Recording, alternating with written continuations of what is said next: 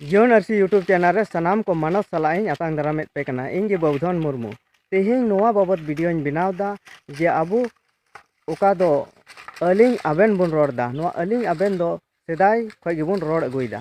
और नोआ दो बाहोनहार अजनार दई होनहार बाबा हानहार गोगो से जावाई गमके उनको ठे गिको रोड़ा से उनको को तला रगी गलमराव चला मेनखान नितो सोशल मीडिया रे नोंका को रोड़ा से अकोय दो समाज सुसारिया चिनते ओका दो उड़ीसा रेन आर नोते जमशेदपुर नखा रे आबू नोआ संताल परगाना को हजूक कना समाज सुसारिया मेनते मेनखान नुकु दो जहां मानता हाई गी आबेन को मेता को कना से अको तेहो अलिंग को मेन जोना कना जे अलिंग दो फलना कना लिंग से अलिंग दो फलना जगह को लिंग हेज कना मेनखान नोआ नोआ गी संताली परसी बेड़बा रिया